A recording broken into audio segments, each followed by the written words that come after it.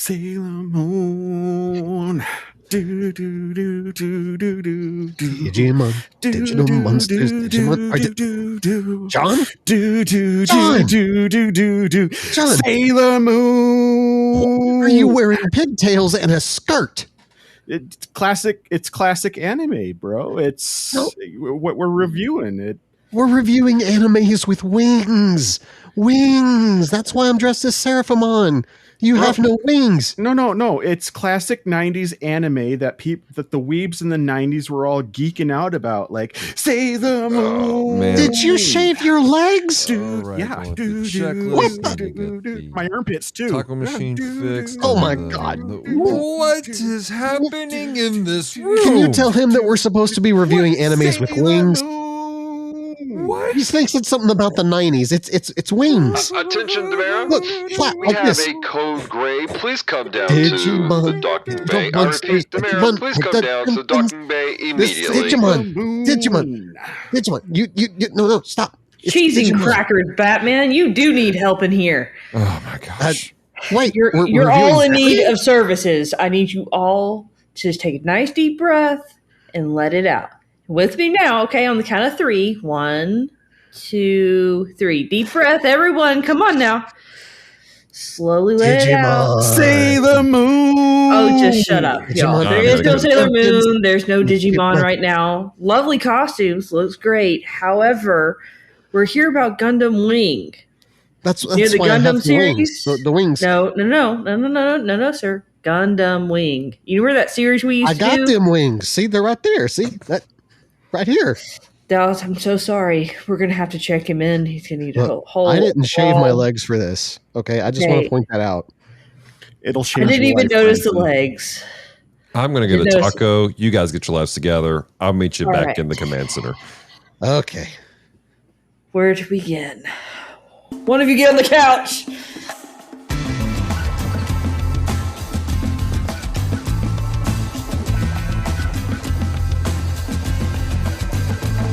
General Romeo coming in, begin transmission.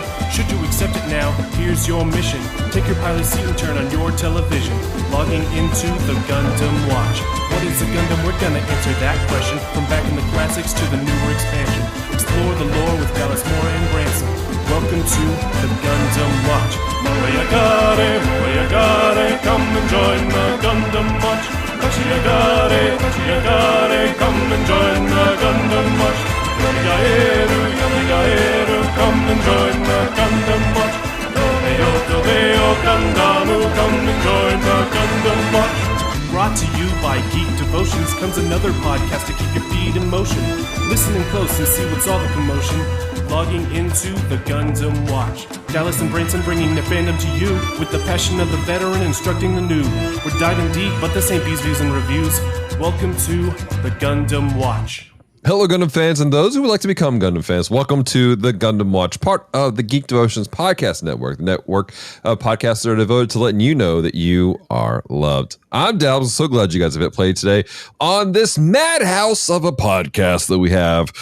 Joining with me today is a colorful group of individuals. We'll start from sanest to craziest. Demera, how are you doing today?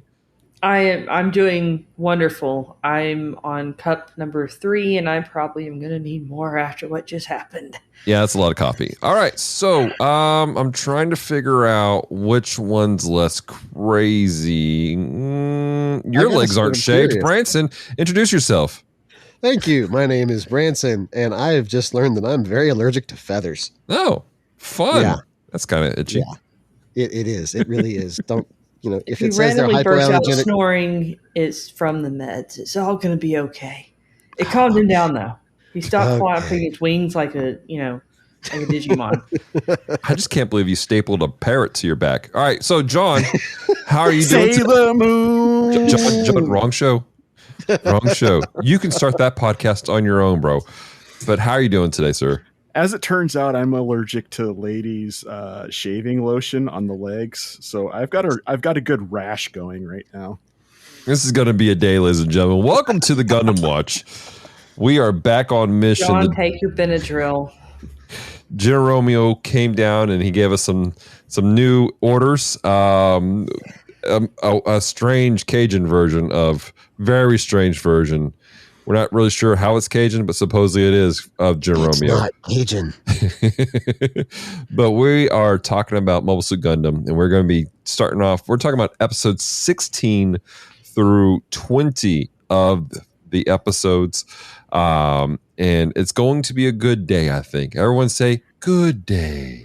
Sailor Moon.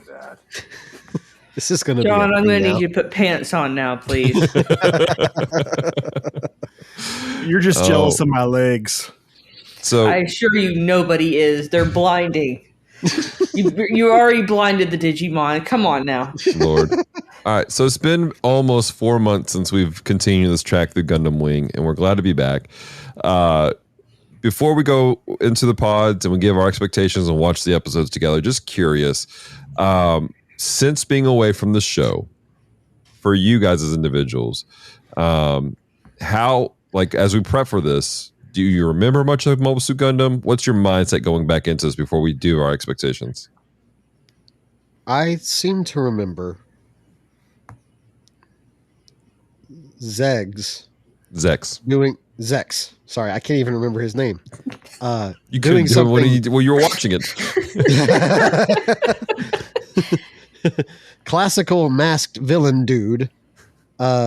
Doing something very, very honor bound, which is ironic because he is a certain person's favorite character, yet he is doing something that is very much in line with someone else's favorite character. And I remember that. Name names. I have no idea what you're talking about right now. Okay. Classic masked villain dude, John's favorite character, is doing something very Wu-Fei-ish.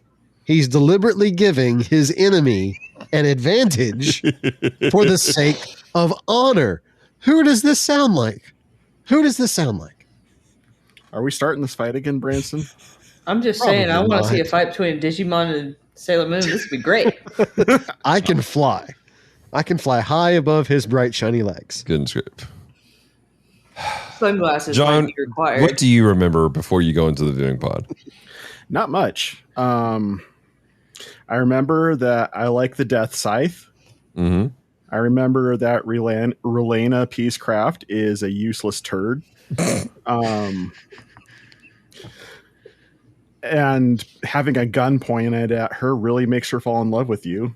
I'm not sure what that says about her stability in male relationships, but there you go. What do you say, Stockholm Syndrome? So, okay, Patty Hearst. Let's see here. What do I remember? I remember that Wu Fei's a chump. I remember Katra is that one dude that looks like that chick that's actually a dude.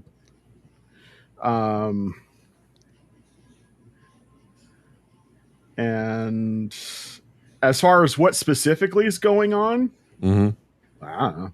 That's fair.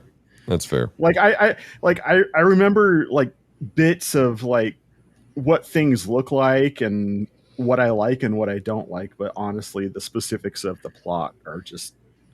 I'm gonna have to be doing a lot of remembering by watching how things progress. I guess I don't know. That's I'm fair. going to be heavily dependent upon the recap at the beginning of the episode. Yeah, I get that. Tamara, how about you?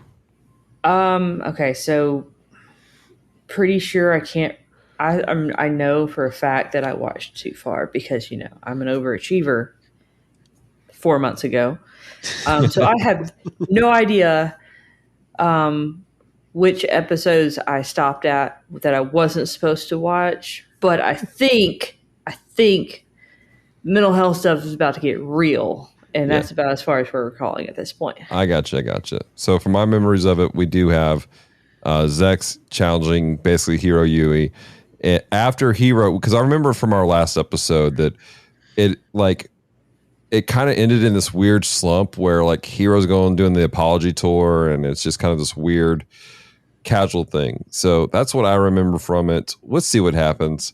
Let's go to the pods and give our expectations and watch these episodes, guys. Okay, before we hit the start button, I think I've had too much coffee. Let's get some protein. Tacos. Ooh, chicken tacos. I think we'll have a beef taco. We might make that 3. Okay, we got the water. Okay. So let's see. Expectations for this set. I think I'm going to see a lot more come out of Lady Un. That mental health stuff's about to get real. I bet. Ooh.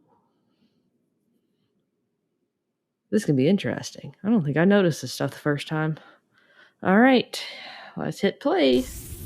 Hominagade, gonna watch the Gundam Wing. Hoshimagade, gonna look at some taco rings. Ooh, yes, I'll take that. Okay, expectations going into episodes 16 through 20. Honestly, it's been so long I don't remember much. I think there was a big fight between Zex and Hiro, so I expect that to be epic. I expect more Oz shenanigans. Yeah. Honestly, I don't know what to expect. It's been too long. But either way, I expect to be entertained. Enough talk. Press the play button. All right, back in the pod. It's been a minute. Let's see here. Man, it's been so long since we've been in here. I forgot. Is this the taco button? Nope, that's not a taco. Is this a taco? No, that's not a taco. Is this a taco? That's a taco. Okay, got tacos. All right, expectations. I'm trying to think through this again. It's been so long. We've been doing the bottom shelf for the last couple of months, and it's just been a weird docking season. And all right, so what are my expectations going in? Well, my expectations to be trying to figure out what's going on because it's been 4 months since we had an episode. Let's see here. I am expecting the story to progress. That's really vague. Don't say it that way, Dallas. I'm expecting to see the space side of things. From my remembrance of the series, this is the point where we go into space and we start doing some of that the space drama aspect of Gundam that I've kind of, to be perfectly honest, been missing. I feel like that's been something that's been gone from the series in this first half because it takes place so much on Earth. So I'm excited for that. So those are my expectations. Okay, let's see here. Beef sticks, check. Lemon heads, check. All right, I'm ready to watch some anime. Expectations. All right. So it has been so long since we've done one of these episodes that I've kind of lost track as far as what's going on. So as far as expectations are concerned, I'm expecting to have to try to jog my memory to remember what exactly was happening, where we left off. And that's about it. I mean, like, I don't remember a whole lot going into this. So hopefully I've got something in my long-term memory that's going to hang on to the plot because I'm going in almost completely blank. Like, I remember the basic structure of how these shows work and kind of who the characters are, and that Raylena is a useless turd. But outside of that, I don't know. All right, and we are out of the pods from watching all 5 episodes today.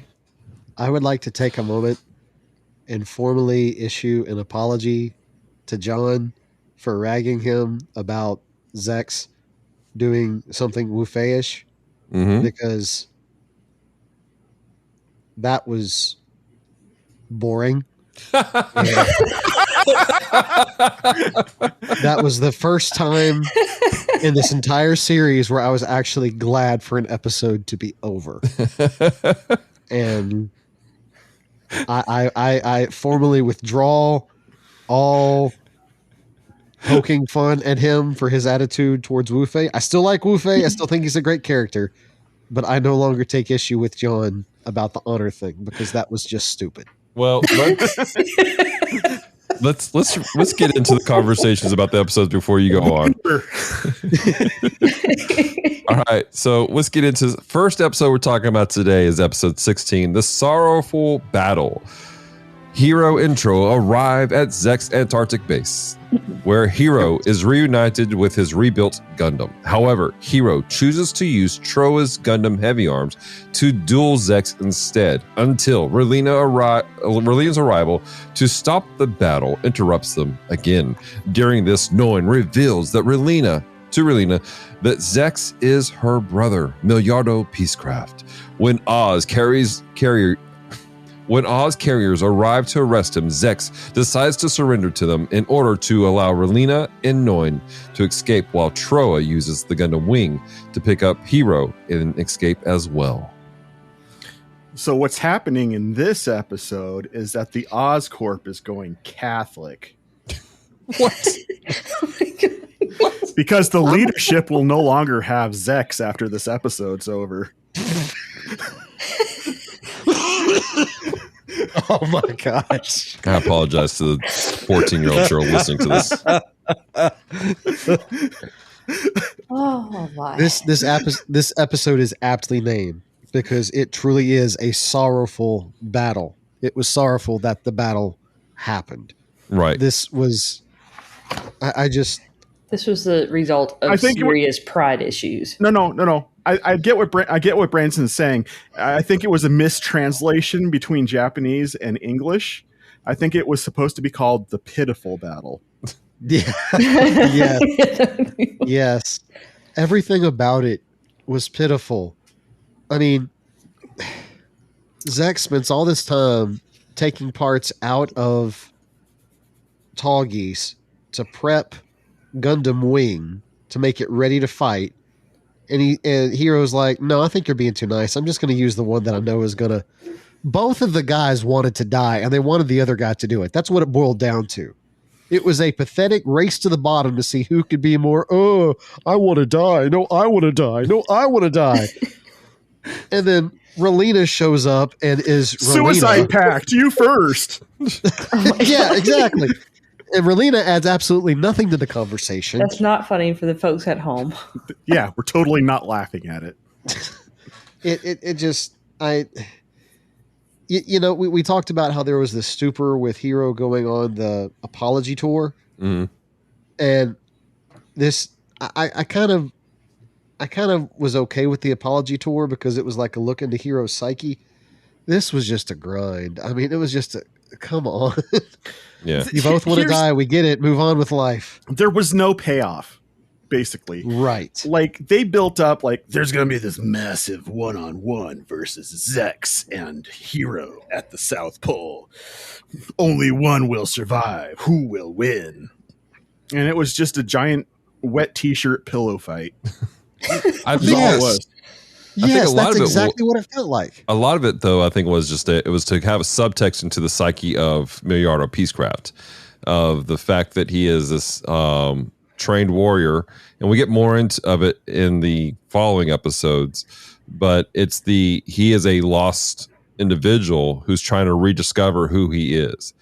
This breakaway from his past as of a peacecraft, and now he's this essentially warmonger who is sided with Tres Crucianata in this whole battle thing. And Noin says it, that he's only fighting to figure out who he is as an individual. He has lost himself, and fighting this battle is the only way that he can think of to do it, because he's lost the will to be a warrior. Now, is it entertaining? No. This was more of a conversational episode that I feel like they could have done a lot better. But I feel like that's all this was. They could have summarized everything that you said in one conversation with Noin.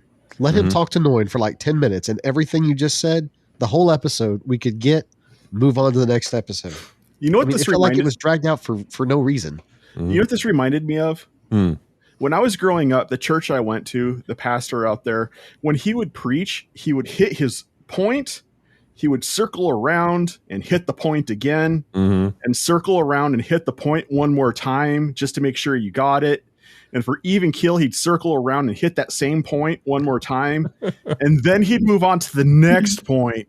and repeat that process for all 3 points of his sermon. And that's what this episode felt like. They were trying to drive these points home way too hard, and in the end it was like, we get it, right? And you have said it so many times that the point has lost meaning to me. I get that.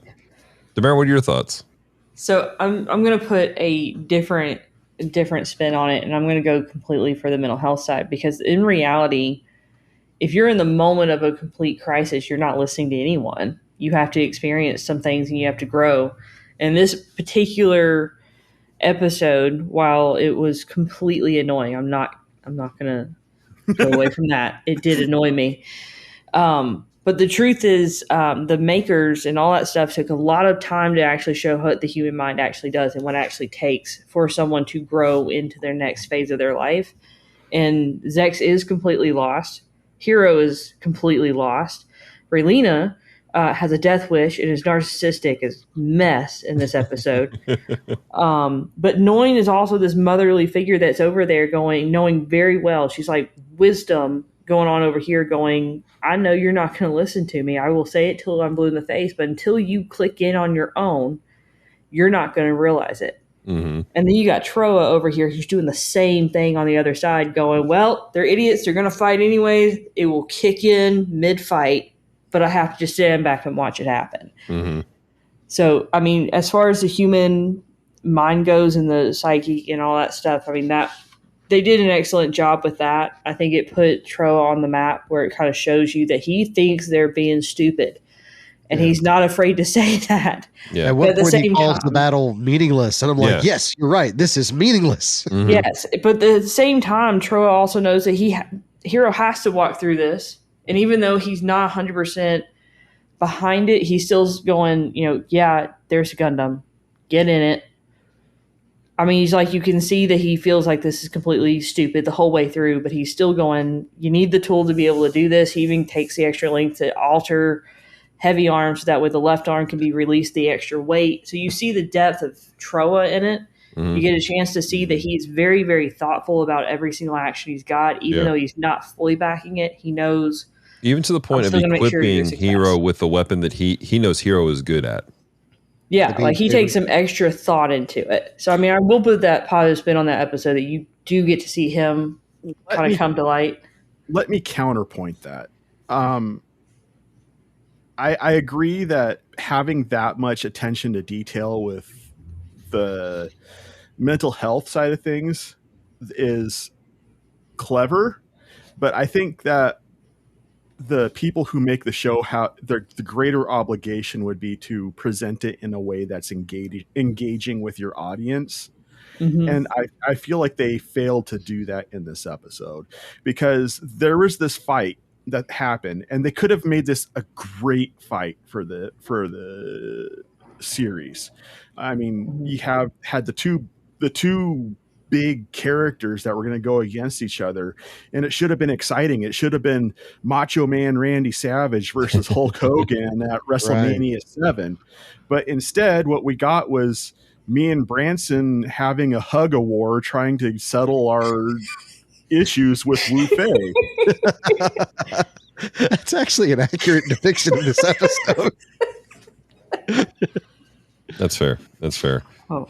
I do think we all came to consensus, though, that Raylina's narcissistic, let's fly in the middle of a giant battle. I think that put us all in the same page going, you're a teenager, and why is his old man flying you into that mess? And then she starts throwing a temper tantrum, like knowing, I don't even remember what Noin said, but she basically says, okay, Hiro, kill him. She can only feel release when she has a gun pointed at her. We've already discussed this. Lord. Yes. We call it borderline personality disorder when they're seeking attention that much, and some extra stuff is in there, but I'm not going to go into borderline because that's just a nightmare. You're right. Branson, what were you going to say? By the way, remember earlier when I said I was going to rely heavily on the recaps of the episode to remember what happened? This is the worst recap I have ever seen in my life. It was like 10 seconds from the previous episode, and I had zero clue. I had to get context clues from the episode to remember what was going on. I'm going to be honest with you. I watched episode 15 before I started these ones Mm-hmm. because I didn't remember nothing. Right. Maybe you should have done that because 15 had a great recap, and I'm like, oh, okay. Yeah. So that's fair. And when I watched episode 15, I didn't remember it. Oh, really? Yeah. That was one of the things we talked about, though, was that last bit of from like episode like basically 12 through 15, there was this weird slump of where it just slowed down. And this was, I think this was the final episode of that slump, in my opinion, where it was just this weird chill. And again, they called it Sorrowful Battle because of the connotation of it is this was not meant to be a battle of victory. This wasn't meant to be the epic battle. Spoiler alert for you guys, you will get much better fights down the road. But this is the thing that takes place in a lot of animes is before you hit that mid-season, there's going to be a lull in where the characters are having to question identities, question things out. And that's kind of where we're at right now with it. Any other thoughts on 16 before going on to episode 17? This is the first episode where I realized that the end credits is just a bunch of segments of Raylena showing how useless she can be. Look at all the useless things I can do. Look at how big of a useless waste of a turd I am in life. This is one of the legitimately the end credits. This is a thing where they just do random like slice of life pictures of the characters that have nothing to do with the series. Like this is a common thing in anime. It's just Raylena. Yeah, it's not just Raylena. Like, Raylena probably approached the directors and said, I don't have a big enough part in this series. So I want the end credits to be all about me, okay? It's her rubbing a dog with a bare foot. It's her hugging lions, I guess. Or like pulling the tail of a rhinoceros. Yep. I wanted that thing to crap on her the first time I was paying attention. Oh my gosh. This is not the Raylena hate show, but it's happening. Let's move on to episode 17, guys. Look on the bright side, Dallas. It's something me and Branson can agree on. There you go. We're not talking about Wu Fei anymore because we agree on how much we hate whatever. Raylena. Yeah, that one. All right. Episode 17, Betrayed by Home Far Away. Lady Un has become a diplomat of Oz to the colonies, and the colonies debate if they should accept Oz's proposal. Duo and Quatra, what's his name? Catra, attempt to catch the attention of the other 3 Gundam pilots, while Un captures the 5 engineers of the Gundams. The 5 pilots take off into space after Quatra self-detonates his Gundam. Okay, so I want to start off with this. I had forgotten how much Oz was snaking their way into society. And this was just more of that diabolical plan that they have of this. How do I put it? It's I have my notes. It's peace with a hidden dagger is what I call it. You know, that started off with them putting the entire alliance in one ship that they knew that the Gundams would destroy, causing the one guy in the alliance to declare war against the Gundams and the colonies, thus creating tension between the colonies and the alliance, and then going, hey, colonies, we're here for you, and then inserting themselves as in these people of really great peace with a weapon. And they've been working both ends of the war themselves. And it's really fascinating to see this take place in this manner. And Lady Un she's kind of the linchpin for this, as she is working through this whole, like, you know, oh, we're peaceful, we love you. And then she puts her glasses on and she's like, I will slit your throat. Like, yeah, I hate her. Like, I have never hated an imaginary person more than I have hated Lady Un. Okay, is that more or less than Raylene? Because last segment. Oh, no. Really? Like, I'm playful dislike Raylena. Mm-hmm. Lady Un, like, legit, I said it earlier today in our private chat. Mm-hmm. Lady Un, I want her to fall into a slow moving giant meat grinder, and I want someone to record her screams so I can fall asleep at night listening to them. There's an FBI watch list with your name on it. So can you tell us what's causing this emotion? Like, what about her character everything is so despicable? Like, it's rare that there is a fictitious villain that hits all my I hate you buttons like that. Like I can think of only one other bad guy in fiction that has made me dislike them more. And it's not even a fun dislike. It's like every time she's on the screen, I want to throw something at my TV. But like, what is she doing? What is she saying? Is it just that she's annoying? Is it the fact that she's so evil and weird? It's just her brand of how she goes about doing things. She is just so fake and so self-righteous at the same time that it's just something about that combination of I'm doing this for the greater good, but in the same sense, I'm getting my kicks off of it. And I know it's bad, but it's bad because but it's good because I say it's good, sort of thing. Like I can't quite put my finger on it. Like the only other character I can think of that hit it that hard. I don't know if you guys are a fan of the old TV, the TV show from the early 2000s called House MD. That had Hugh Laurie on it. Season 1, they had that bald black guy come in as the head of the hospital, and he put the hospital on a for-profit basis, and it was basically like health is our product that we sell and blah blah blah blah blah, and everything came down to the dollar and cents, and you know it was all about the he was disguising the merchandising of healthcare as being a benevolent business model, right? And there was something about that just it's a testament to the writers to make me feel something, right? But in the same sense, it's just every time it's just like my blood screams for justice, and I just want the worst things in life to happen to her. Okay. Yeah. Well, that's intense. Branson, do you have the same like disgust, or there's something else about this episode that's kind of stuck out to you?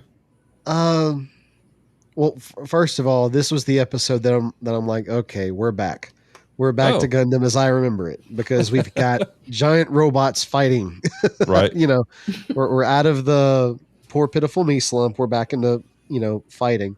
With Lady Un, when she first shows up, I didn't know that was her. And I don't know if that was intentional. Like, I don't know if the artist deliberately drew her, like even her face seems different. Yeah. She wasn't wearing her glasses and her hair was down. Yeah. I think that's an intentional thing to separate Lady Un from Colonel Un. Yeah. Yeah. And it worked for me, because like I had no clue who she was. Like the guy that walks out and talks to her after the thing, I was like, okay, he's just, hitting on the senator lady or whatever. And then she takes his glasses and puts them up and says, by the way, I'm Lady Un. I'm like, oh, wow.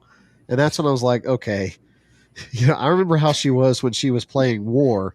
Right. Now she's into politics. I'm like, this is because with politics, you can almost be more ruthless. Yeah. It's one thing when you've got an army behind you and you can shoot people down, but when you come up to them and smile and metaphorically stab them in the back. Right. This whole idea of, we're here to help, and the Gundam pilots know what's going on, but it's this attitude of we're here to help I don't know if it was commentary for anything going on in the 90s with Japan or whatnot, but I see that a lot, where people who assume authority over a situation because they think they know better. And I definitely got that vibe with that. So I kind of saw, like you said, the snakiness of Oz, and that they play the whole system. It reminded me of the phrase, I think it was Reagan, that says the scariest sentence a person can hear is, we're the government and we're here to help.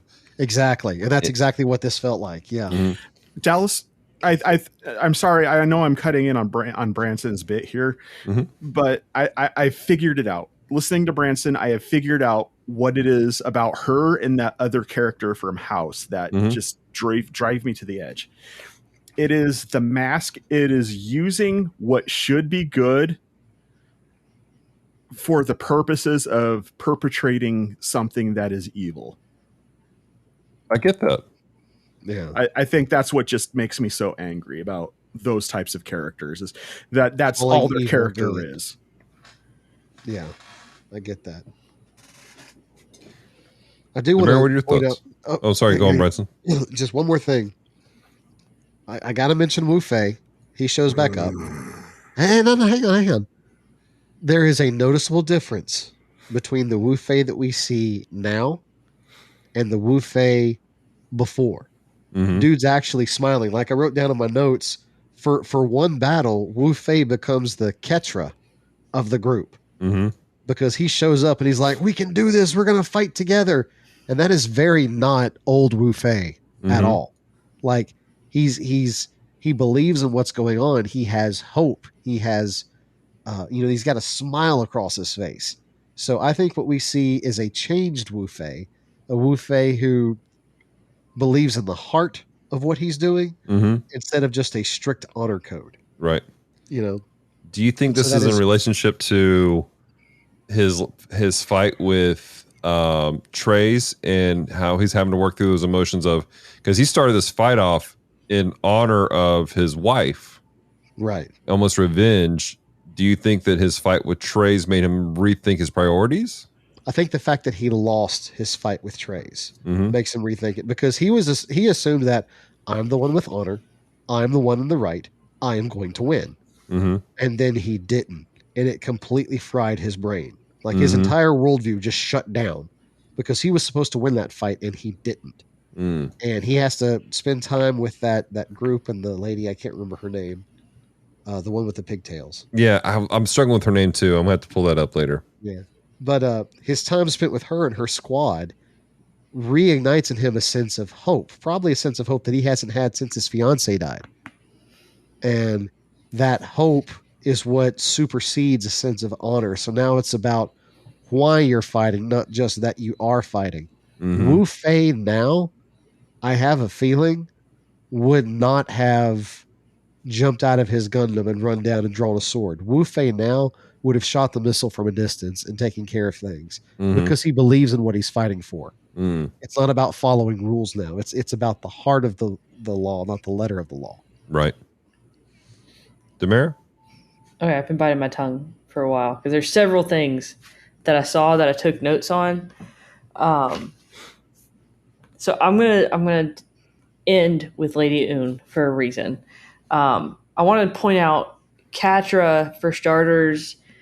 He is not like blind by anything that is going on, and he clearly sees what's going on. Mm-hmm. And to be that young and to be able to identify it that fast was, I mean, I think it speaks volumes. He's still like the wisdom character of that group, Right. of the five.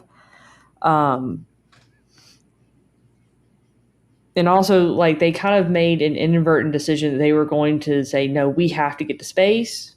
They find a way to make it loud and a bang to get to the other Gundams real fast. And that's when, you get Wu Fei, who comes in and kind of has to check them back in.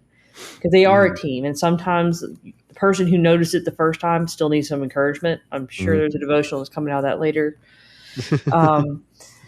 Also, we were talking about Oz and their manipulation and how easily they do that. But what is key to notice is that Lady Un, it does play a pretty big part in it, but you also have this one board member that is with the colonies that has got his hands deep into the colonies more than it looks like Oz. Like, it's almost like he's the undercover Oz person. Mm. And he's the one who speaks out and goes and says all this nice fancy words on live broadcast and crushes the heart of some of the Gundam pilots, in which that's the moment Wu Fei steps in and is like, no. Right. Basically. I'm going to skip to this part because it's just a foreshadowing of what is to come with the Gundams, and it's the fact that Sandrock releases Katra before self-detonating. Mm-hmm. We gloss over that. There's a reason it's there. Y'all don't forget that. Okay. Because it's important to notice that Sandrock actually opens the cockpit and gets him out first. Mm-hmm. Now we're gonna go for it, Lady. Is his older sister trapped inside the Gundam too? No. Okay. What? Don't be creepy. I was a little confused because, like, I'm not being creepy. sentient? Dallas knows what I'm I talking know about. exactly what he's talking about. That's a Gundam Witch from Mercury reference. Yeah. I'm trying not to say a whole lot about the Sandrock thing because literally far later in Gundam Wing it's going to be screaming obvious, and I'm going to try to remind y'all, remember the time when Sandrock opens the cockpit and gets Catra out. I'm going to remind you of this moment because there's a reason why this happens. Gotcha. So I'm going to go back to Lady Un. Lady Un, this is the first time that you see the earlier stages of a disorder called dissociative identity disorder. It is usually caused by war times and trauma. In this particular case, hers is rooted in war. So in this particular episode, you see that she separated her two personalities because she only knows the one. She only knows war. So when you bring someone who's been in war and you bring them home and you say, hey, I need you to do this. You need to be softer, which is what she was told when she goes to the colonies. Yeah. That creates the split. And she doesn't know how to associate the two. They're two polar opposites. So while the methodical and like the reality, this persona 100% believes what she is doing is good. And then you have Colonel Un that is 100% ready to kill everyone in sight. So, I mean, they're polar opposites, but this is the first time you really kind of see the beginnings of it, and it's going to get worse from here. I don't remember how many episodes it is where we really see it at its worst, but at this time, like, she knows she's different and she's not fully dissociated, but the two personalities are beginning to split. So I'm going to keep my mouth shut now. I'm going to be completely honest. I knew about that going into this episode, or by the end of the episode, rather, because it was about that time where I had to know, and I looked up, I typed in on the Google machine. I'm like, does Lady Un eventually die? I was like, I need to know. And then the whole topic of her with the multiple personalities came up. I'm like, that's what Demara was hinting at in previous episodes. Fine. Yeah. So I will point out, just for a little realism, most people with this disorder don't register they have it. They can't fully 100% feel that they're about to do a shift. In this modern age, you'll get a bunch of teenagers and adults that will fake it. Literally. It is not extremely rare, but it's also not very common. So to see this like created and put into a show that was in the 90s, DID, the best representation you would find in TV shows and all that was a movie called Sybil. Seen it. Yeah. That is one of the first true representations of a DID. And she didn't even know she's got it. And she was loaded with some personalities. Okay. Right. So to see it in an anime that kids watch in the 1990s is kind of outstanding to see it. Cause this really is pretty close to accurate to see the beginning of the split. But it blows my mind now as an adult to go back and watch these episodes and see the split of Lady Un happening and going, wow, I watched this in the 90s and I didn't like her, but shoot. Yeah. Now I see why. Yeah, it definitely brings an interesting perspective seeing her as an adult understand it. Because as a kid, when we watched it, it was like, she's annoying, But like as an adult going, there's something more here. Like, this is not normal. And we're going to get into a bit of that in the next episode. But this is one, again, this is there's always this question of like, why do I like Gundam? What's so interesting about Gundam to me? And it's these hard conversations they have on a regular basis about life, about war, about the effects of war, about even mental health issues. They're not afraid to take on those conversations. Now, they don't always do it in a great way, obviously. And there are certain other ones that are absolute bat crap crazy and deal with all kinds of stuff, such as, well, we're not going to get into that today, but there's all kinds of crazy stuff that's out there that they deal with. And so that's one of the reasons why I enjoyed the series as a whole. I had something I thought I'd bring up, but I think that we're kind of a great way to segue to the next episode of episode 18. Mary, you want to read the description of that? And then I'm reading 19. Oh, are you doing 19? Did we just do 18? No, I'm doing 18. All right, never mind. I am here, Dallas. Oh, hi, John. Hi. You're right. I was wrong. But I think the next episode is one we need to talk about anyways. So go for it, John. Episode 18, Torogisu Hakai. Translation, Tall Geese Destroyed. Zex fights in heavy battle with the Tall Geese against the Alliance mobile suits, while Lady Un forces the Gundam engineers to design and build mobile suits superior to the Tall Geese and Gundams under the threat of destroying a shuttle with Katra inside. All right. So what are our thoughts on this one episode, guys? The Tall Geese wasn't destroyed. It was not. It was not. It is kind of deceptive. It is kind of inaptly named. I think it was more of the concept of Zex was destroyed more than anything else. Okay, and how lame is that? As soon as my mask is broken, I'm not your friend anymore. Again, What? you're reading this. You're forgetting the fact that this is a aristocratic, honor-bound individuals that were raised in a very different type of mindset than you and I. It is stupid, but it's also, again, this is the world that they have as aristocrats. And for him, it was I will wear this helmet. And he talked about this once they freed the Saint Kingdom. If you'll remember, he did this for a particular reason. And the mask was his honor bound. He goes, this is the reason I wear this mask. And if it cracks when it breaks, this is his golden fleece, if you will. This is his, not golden fleece, but this is his fleece. Laying it out, going, if this is done, then it's time for me to move on. And so the mask is the fleece of the situation for him.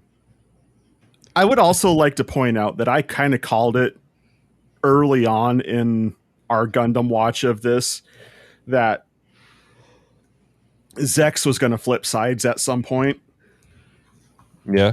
Yeah. I said that, and I'm like, okay, here it is. This is where he starts to flip. Actually, the character that Zex is a nod to, I can't remember his name now, from the movies. Shar Aznavold. Huh? Shar Aznavold. Yeah, Shar. Shar did the same thing in that one. He's fighting for Zeon most of the movies. Then you find out at the very end he's actually secretly plotting revenge against everyone. So that was.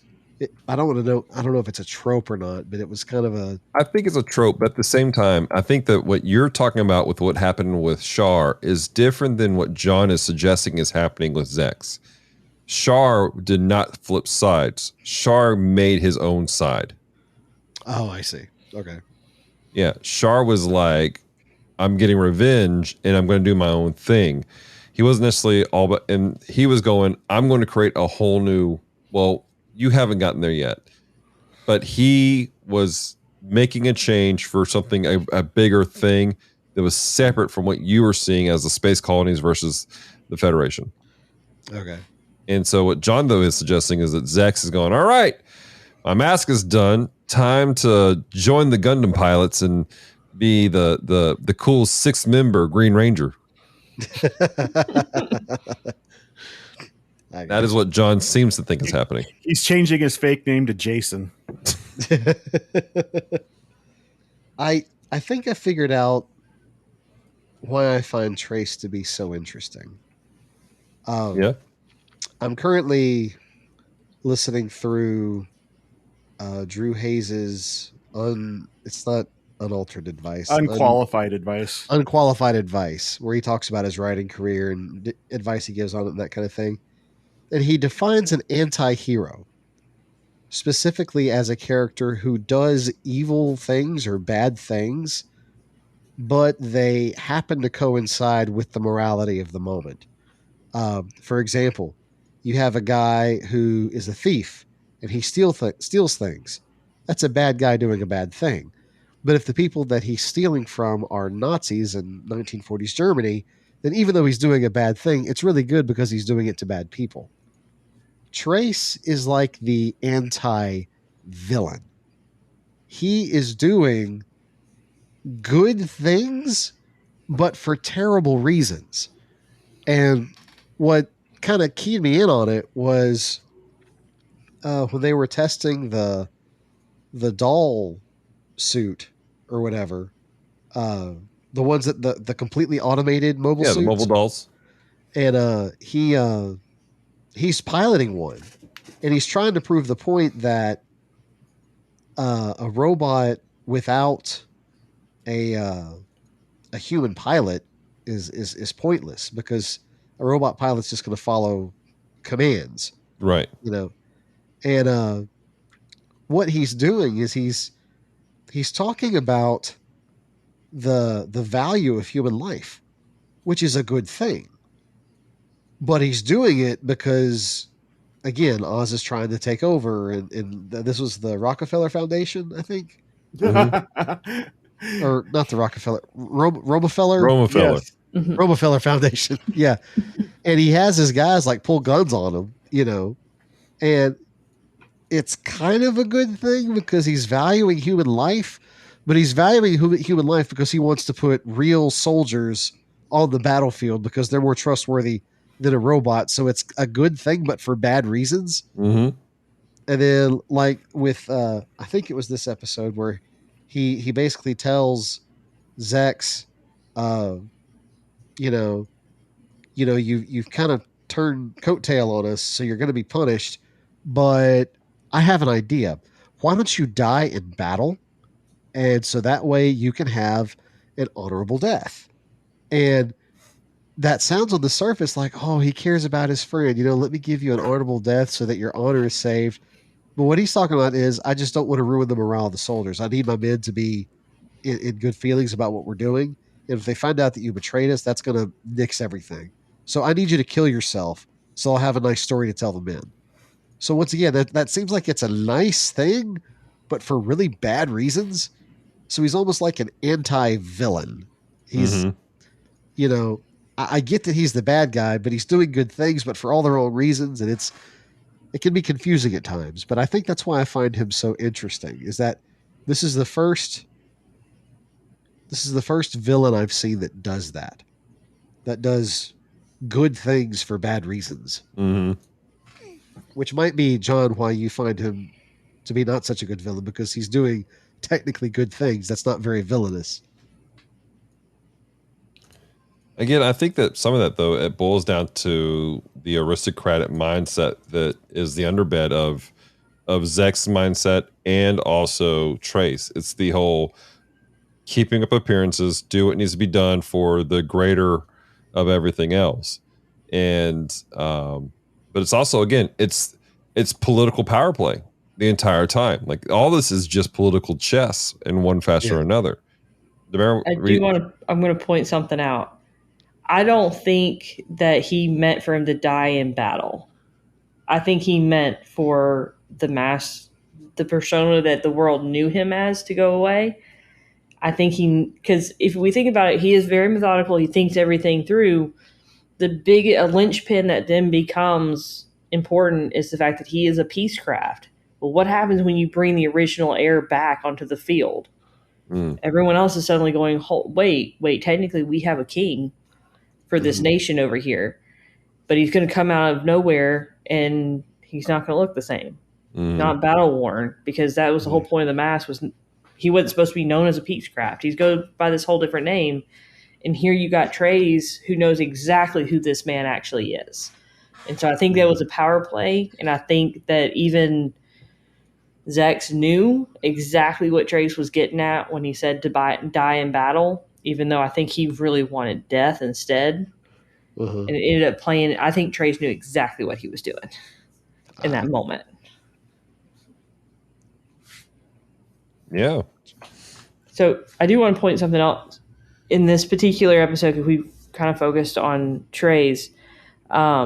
This is one of the episodes where we actually see all the engineers of the Gundams that are actually together, and they've been pushed to make mobile suits for Oz and all this stuff, and they end up saying they're going to do this. They're going to build these Gundams for them in exchange for the life of Catra, who is really not doing okay because he was in the shuttle. Right. Yeah.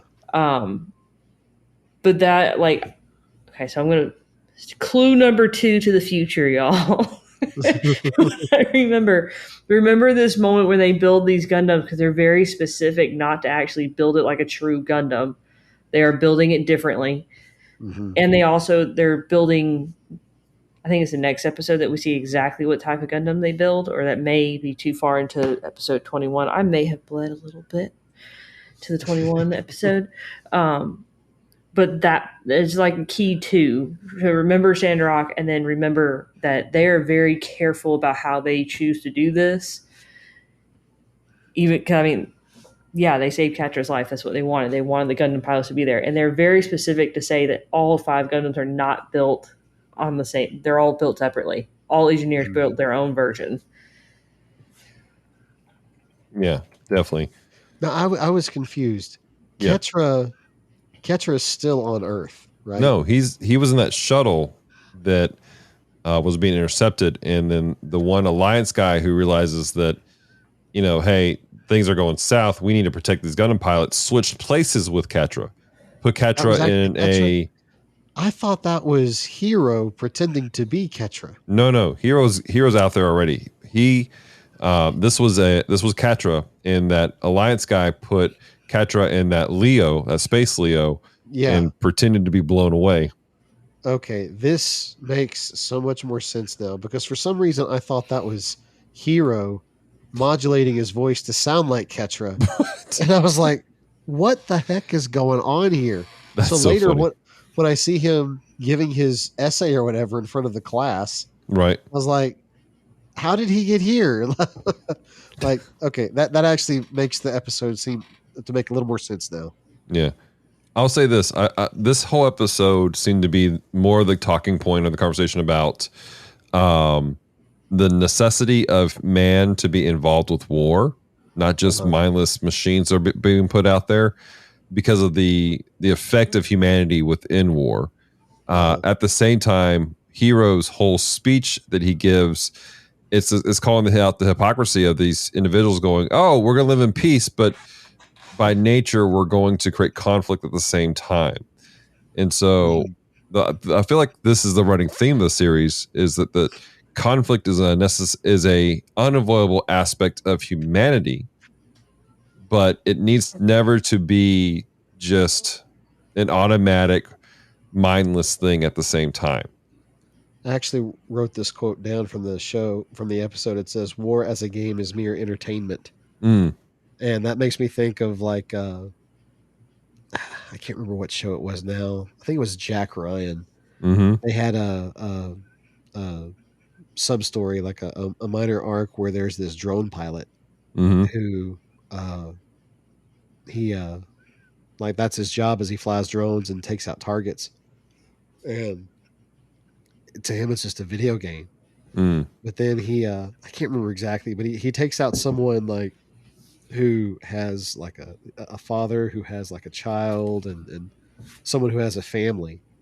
And all of a sudden it's not a video game for him anymore. And it really wrecks him, because it's the first time that he's considered that the people that he's taking out aren't just pixels on a screen. They're real people. And so I thought about that when I heard that thing, is that, the point of this episode is, if you don't put the human heart in it, then you get very desensitized to it, and death is just it's a video game. It's extra points on a scoreboard. Absolutely. All right. Any other thoughts on this episode before we continue on, guys? I'm ready for the next one. There's lots to talk about on the next one. All right. Let's do it. All right. Episode 19, Assault on Barge. I am not reading the Japanese version because I will probably insult the country. Okay. Duo is easily defeated and captured by Oz due to his Gundam's lack of ability in space after trying to fight off mobile dolls, computer-controlled mobile suits that require no pilot. Hiro sees the battle on television and goes to find and kill Duo, but ends up rescuing him instead. While Lady Un advocates peace, Wu-Fei attacks Space Fortress Barge, but like Duo, his Gundam is unsuited for space combat and he is forced to escape before Un's subordinates. Nicole finishes him off. All right. So let's jump into this because again, there's a lot that takes place here. So, what are you guys' thoughts on it? I have two thoughts. One, this trope of hero accomplished the mission at all costs. I'm just a machine to function under war. It's getting old. It really is. It's just like buy a personality at the dollar store or something because you're the edgy edge meister shtick was cool for a minute at the beginning of the season, but I have seen zero personal growth from this guy. And at this point, it's just his character has become so one dimensional. I don't care anymore. Thought two was it was neat to see the series drive home the point that Trees was making in the previous episode, where they were able to use the dolls to target things within the base and use the enemy's weapons against them to destroy. I'm so glad you brought this up. Oh yeah, that was cool. That was like one of my favorite things I've seen. That was awesome. That was such a major point that they made right there. And I appreciate the setup. Like you said, that you see the payoff from what Trez was talking about is this was the payoff for that whole conversation of like, if it's all AI, right, we can trick the AI, which is so apropos for what's happening in the world today with the whole thing about AI. But that was again, you're removing the humanity, the understanding of a human being in a situation going, this is not the moment for us to do something. One of my favorite real life historical stories is the miracle Christmas that took place during, I think, World War II, where there was actually a variation of that in our Christmas episode that we did with the Gundam stories. There was indeed, sir. And but it's the whole aspect of it was Christmas time, and you had the Allies in one trench, you had the Axis in the other trench, and it was Christmas time. And on Christmas, for a moment, because they're human beings, they understand what that day is, and while they're soldiers following orders, they said, "Let's put down arms for a moment and be humans. Let's just be people." If this was automated AI, just run, it would have gone south so quickly. A very similar thing happened. I think it was at the Battle of Vicksburg between the United States and the Confederate soldiers. I don't think it was Christmas. I think it was just a regular ceasefire, but it was a similar idea. It was like both sides were like, guys, let's just stop. Let's just take a minute.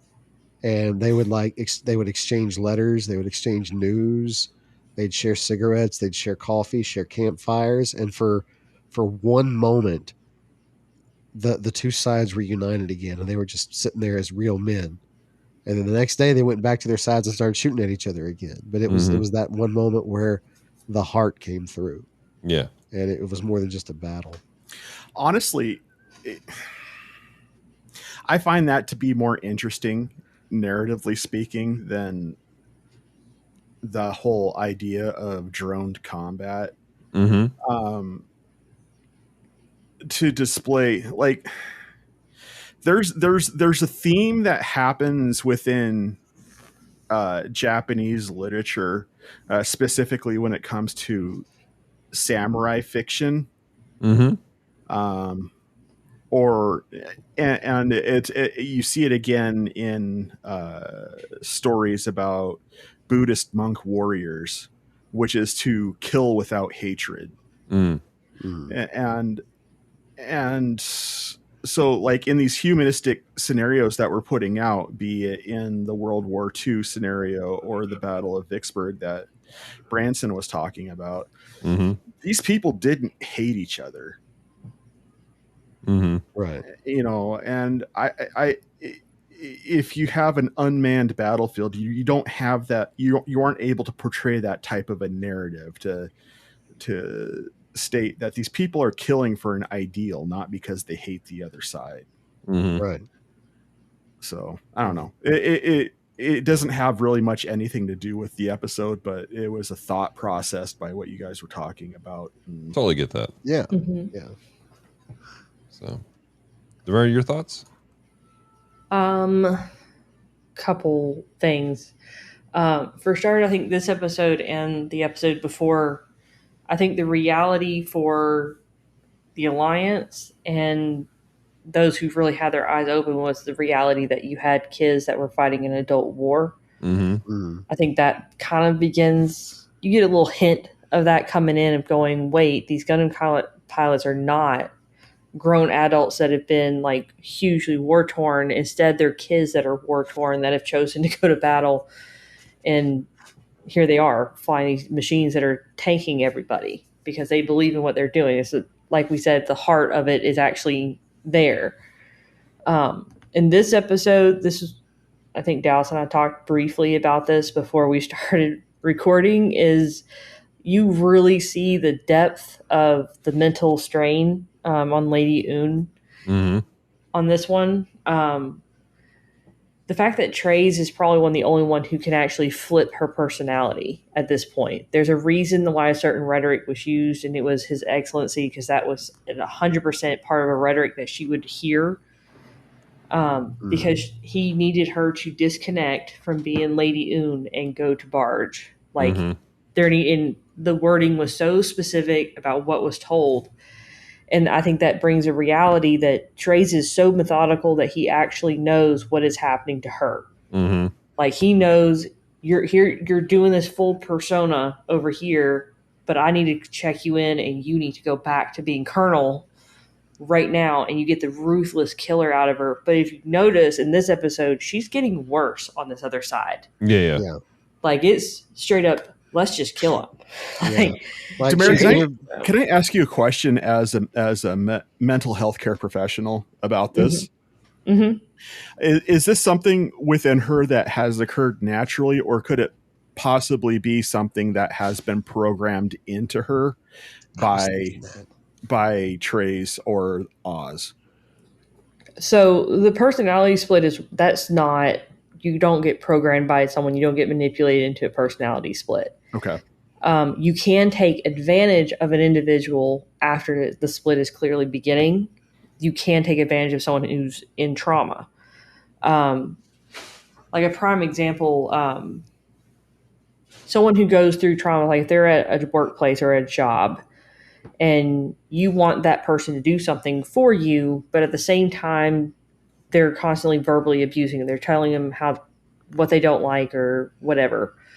If they want you to do something and they want you to become loyal to them, they'll do something really nice, pull you in just enough, and then they'll still crush you later after they get what they want out of you. So you can 100% take advantage of someone with this kind of disorder going on, and it happens. They take advantage because there's a checkout. They don't fully even recall the flip.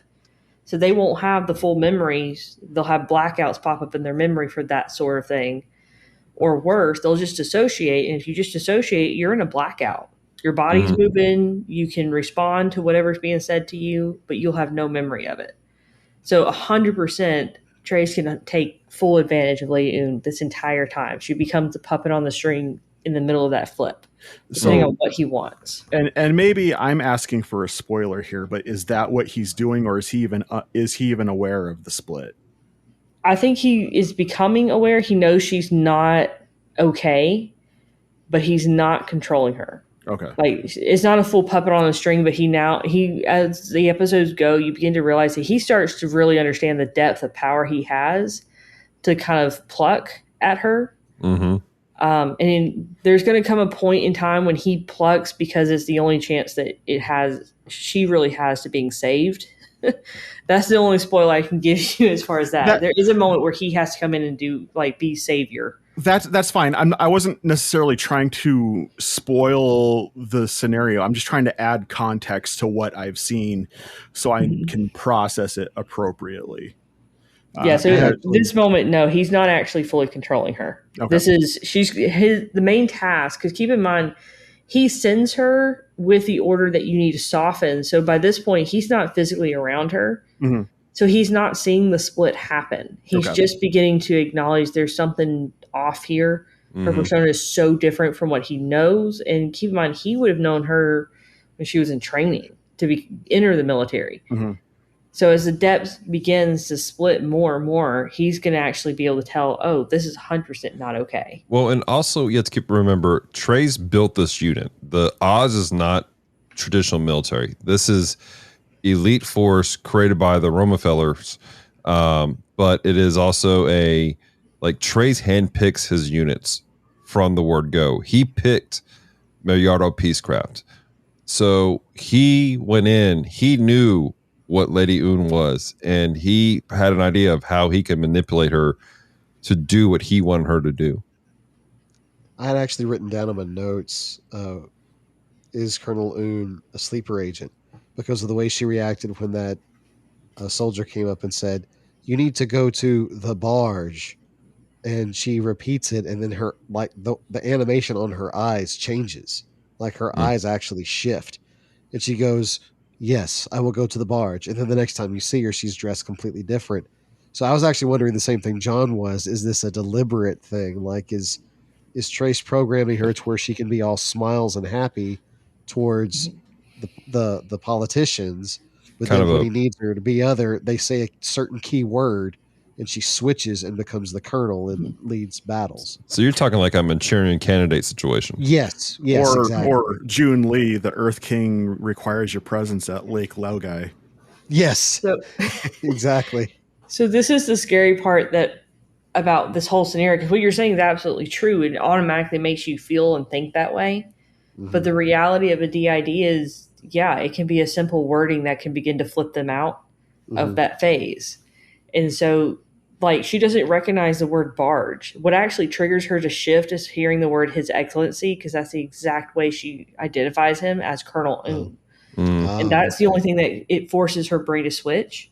But the eye changing, the fact that the animators went that far will actually show you how much they knew about DID, because that actually does happen. Their whole, what they taste, if they have an allergy to peanuts and another personality doesn't, they can actually eat peanuts. That's how powerful DID is, that it can actually do that. Wow. So the fact that her eyes switch and all that stuff, 100% that's actually possible, where the irises will change a little bit. You won't have eye color changing. It's not like the movie Split in modern day. right. But their taste buds will change, how they walk, their personality, what they like, what they dislike. I have actually met 2 or 3 DIDs in my career. I did have one that sat in the room with me. She was fine, and then she flipped to a 9-year-old child. And then by the end of it, she turned into an FBI agent, and that was because we entered the phase where we talked about trauma.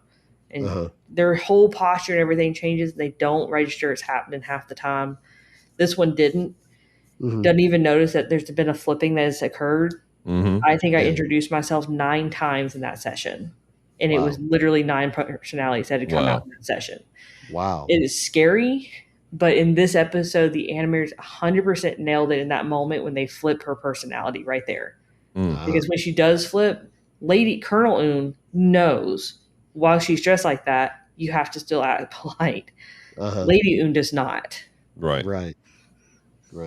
Man. Well, guys, let's continue this train. I got one more thing. I got one more thing I want to mention about this episode. Okay. We'll talk about Wu Fei again. All right. Wu Fei loses this fight. But I want to point out how he takes this loss versus the loss against Trace. One, he dips out knowing he's going to lose. And so his attitude is, I'm going to live to fight another day. And he says when he shoots out, he says something like, "I'll see you again," or, "I'm going to fight, I'll be back to fight another day," or something like that. Right. He doesn't take the loss as this debilitating end to all things that he values. He sees it as, okay, I lost this fight. I'm going to come back and try again. So once again, we see a shift and a change in how Wu Fei is looking at all this. We see that growth. And he's accepted that he's a loser. Jeez. Okay, move along. You were cuter with pigtails and shaved legs and a skirt. I'm just going to put that out there. You saying that says more about you, Branson, than it does me. That's all I'm saying. Episode 20, Mobile Suit Gundam Wing. The lunar base infiltration. Sally, the lady with the pigtails, infiltrates an Oz base in order to destroy the remains of Katra's Gundam Sandrock, but the Magna Corps convinces her to allow them to take the pieces back to their base to rebuild it. Meanwhile, Duo's Gundam Death Site is destroyed in a public viewing of space by possible Oz recruits, one of whom is a familiar face. Hiro sneaks into the lunar base in order to destroy the two new mobile suits, the Mercurius and the Veit, only to be caught by Troa, now a member of Oz. Now, I'm going to put numbers on the scoreboards, ladies and gentlemen. That is now 3 of the 5 Gundams that have been destroyed. Sandrock, Death Scythe. What was the third one? One. Shenlong. No, it wasn't destroyed. It just lost. It lost his arm. Yeah, he has no arms. Oh, okay, but it's not completely destroyed. Right, but it's basically inoperable right now. Gundam 01 was destroyed, though. They rebuilt it. Yeah, but it was destroyed. It was destroyed, but now I'm talking about what's functional right now. Okay, functional Gundams are. Here's the thing, though. My thoughts on this. Mm-hmm. We've seen enough of these Gundams, quote, get destroyed and then come back. It's like death in a comic book. It's not permanent to me, so I don't care. But it does create an interesting situation of like, what are they going to do with the situation while they don't have it? Bro, they are setting it up. They're gonna put some of those Gundam pilots into the new Gundam suits that the people are building. They're projecting it from a mile away. I think I actually disagree. I think that they're going to put Oz pilots in those Gundam suits, and they're supposed to be like the top of the line, whatever. And they're going to go against the older Gundams, and the older Gundams are going to wipe the floor with them because the engineers deliberately built weaknesses into it's the Death Star. They deliberately put a weakness into the suits that the old Gundams will be able to utilize in the final fight. No, because if these things are going to be better than the Gundams, no one can fly them except for the Gundam pilots. That's what their orders were, but that's not what they're actually doing. Or they are doing it because they know that nobody can fly them except for the Gundam pilots. They were even anticipating someone to come up through the ranks. And they specifically said, Hiro won't come in through the tests. Ah, okay. That's fair. I just love the fact you guys are going at this right now. I'm just going to point out that I now remember what episode I got onto 4 months ago. It finally clicked. I was like, "Oh wait!" Like I know what's happening with these suits, so I'm excited to see you guys thinking this out. And I don't want to say who's right, who's wrong, who's maybe only halfway there or not. But yeah, I will say. What do you? While we're talking about it, what did you guys think about the 2 new mobile suits? Yeah. Yeah. You both just yeah. I'm sorry. Dude has ping pong balls that makes a big shield. Big whoop. And the other guy's Lieutenant Dan of the Gundam suits. He's got no legs. He's only 50% done, okay? It's got a condition. So. I just love the fact that we're all sitting here on the outside going, man, those engineers, they thought this one through. They knew what they were doing when they put them together because they're polar opposite Gundams of each other now. Right. Yeah.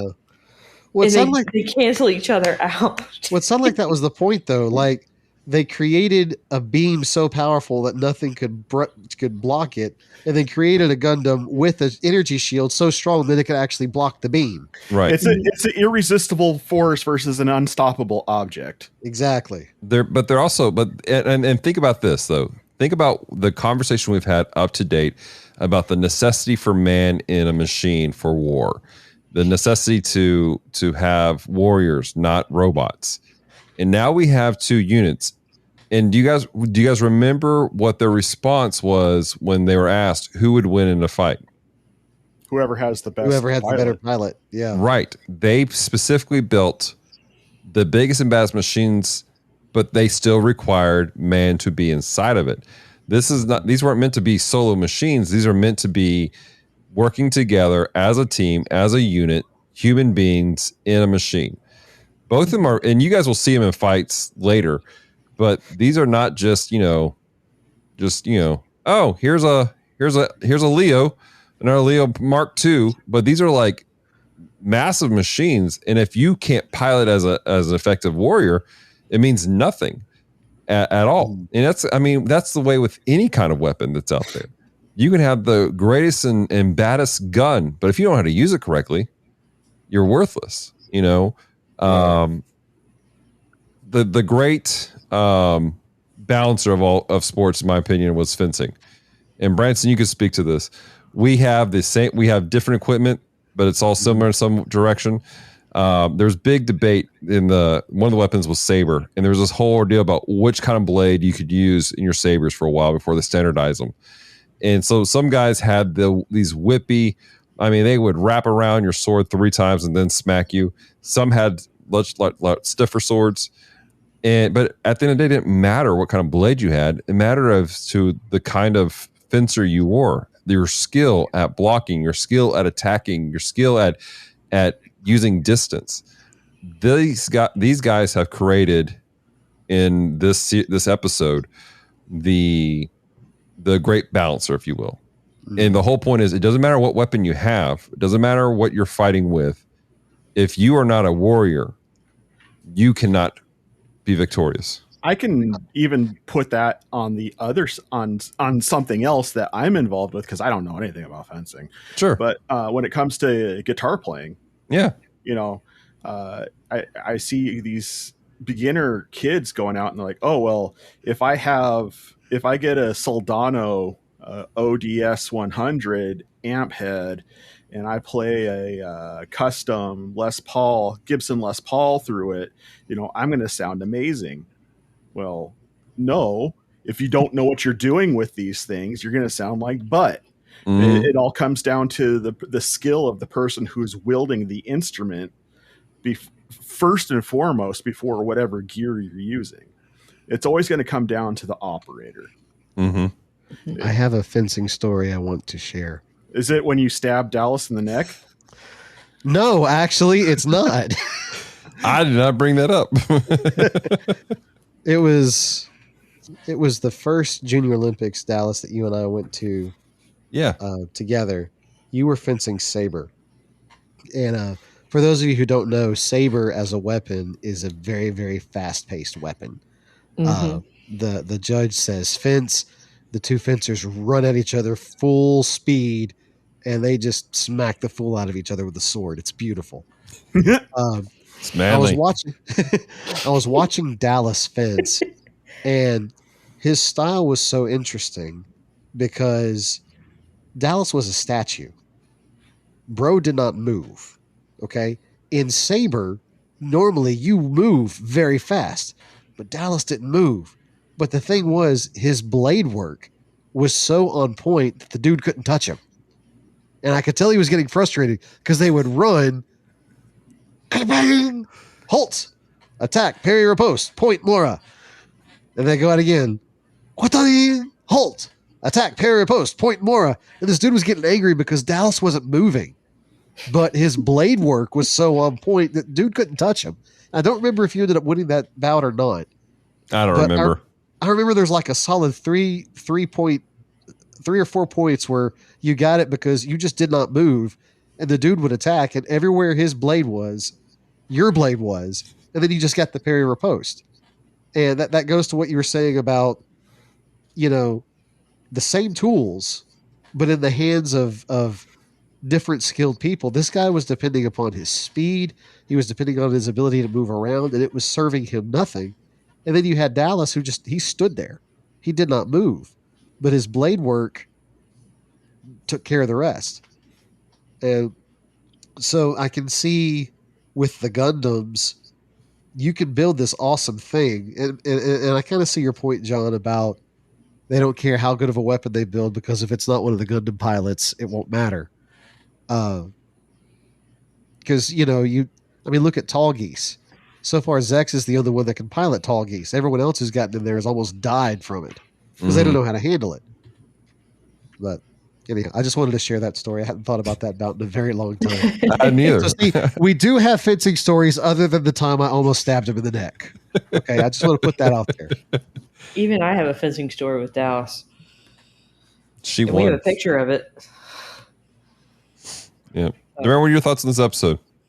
So I want to point out that, the creation of the Mercuryus and the V8, they were polar opposites of each other, but I think the engineers were very careful to keep in mind that they're dealing with the people that created mobile dolls. So if they're going to create a Gundam variation of that, they were very careful not to load it down with all the specialties of all 5 Gundams, because all 5 Gundams are known for something that they're really good at, but they didn't use all 5 in each of those 2 things. They gave them one specialty, just like they did with the others, but kind of dumbed down. Like, it's like they set it up where a Gundam is going to win, despite even if they use some other operating system or whatever. They were very careful about what they did. I mean, it kind of is a testament to these engineers that are all these old guys sitting around in a room. But these guys are like, they really do think a lot about the fact that, these teenagers that were piloting these Gundams that have gone so far and done so well that they can't guarantee there's not another youngster. They're not taking that variable out, that there could be someone in Oz or Rockefeller or whoever. Romefeller. See, now I'm doing it. Like, they didn't take that factor out. There could be someone that is just like those kids that they did not account for that could get in that thing and probably win it. And they're very careful to keep that in mind. Yeah. Are you saying that they built the Gundams based off of a concept of rock, paper, scissors, lizard, Spock? No. Basically. So well, before Big Bang Theory did it, they did. I do want to point out, because we keep talking about the harder stuff, but I guess I'm going to go back into the fencing stuff too, since y'all opened the door. Okay, but I mean, like, when we were all fencing, except for John apparently, which we now need to teach you fencing because you're the odd man out. You get attached to your weapon of choice to a certain extent. You kind of, you learn. It's like if I went to a tournament and I was fencing, you knew who a saber fencer was, because sometimes they walked with a certain personality, or they walked a certain way. Literally, they acted a certain way when they got onto the strip. In this particular case, this is that epic scene where you see Duo, lose his Gundam 100% throughout these episodes, and that physically has an impact on Duo to watch Death Sight be destroyed. Yeah. And that connection that they have with their Gundam, there's so much heart into these things. Like, even earlier episodes where Hiro is like, no one else is touching my Gundam. Like, even him, the stone-faced, cold kid, even he's got a little bit of a heart that's 100% attached to that Gundam. Like, that Gundam means more than that, and you have to take care of it and all that. Oz doesn't have that. They are not 100% connected to that machine or to their whatever they're using. That does not exist. And what we know is build another one. Yeah, they'll build another one. But if you put heart into whatever you're doing, you maintain it, you take care of it, you take care of yourself, so you can take care of whatever is in front of you. The depth of dedication is vastly different. And the creation of the V8 and the Mercury, I mean, it's going to be just another cold-hearted machine in the wrong hands, basically. Yeah. Good deal. All right. Any last thoughts on the this episode? I actually felt bad for Lady Un in this episode because she comes face to face. Go ahead. Well, I was just going to say, I will never feel bad for Lady Un ever, ever. I don't feel bad for Colonel Un, but for Lady Un, I actually felt a little bit of empathy because when she's talking to Troa, she genuinely has no clue how bad Oz is. Mm-hmm. Like she honestly thinks Oz is the good guys. I think in that persona, she truly thinks that Oz really does want to help. Yeah. And so when Troa kind of makes her see what Oz is really doing, like it almost breaks her down. Right. She's like, no, this can't be true. This isn't right. And I think part of why she was breaking down so much is because the other side of her psyche knows that it's true and is okay with it. And it's like a crisis moment for her. Good. We don't need the psychological break. So the question I have is, which Un is the real Un? Is it? Don't care. I think you have legs to shave. I think sure, that's show me question. the legs, Branson.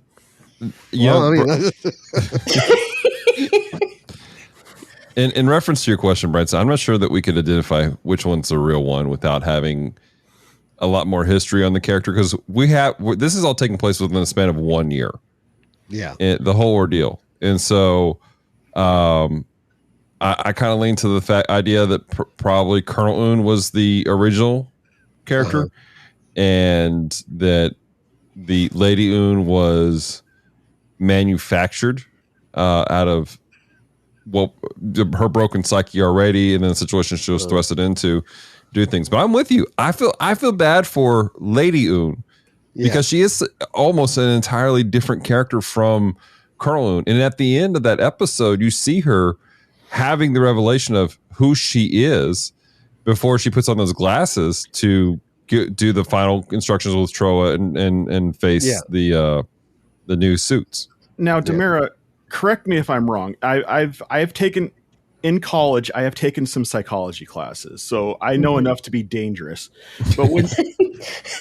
But when you ask which one's the real one, I would have to respond by saying both, because if I understand DID appropriately, all the personalities is fragments of the whole, and not necessarily one's fake and the other one's real. It's different sides of the same coin, so to speak. In a way. So their core beliefs are technically all intertwined together. So what we're seeing is a massive, as she continues to stay separate, her opinions get stronger. So like as Lady Un, she 100% only sees all the good, but as Colonel Un, she has all the war stuff because she's officially fully separated it. But if you'll recall back to the beginning when we meet Colonel Un, she does believe that she's doing the right thing and that they're doing this for the good of the people. The difference is when you separate the two, Lady Un now understands everything Oz has done is not good.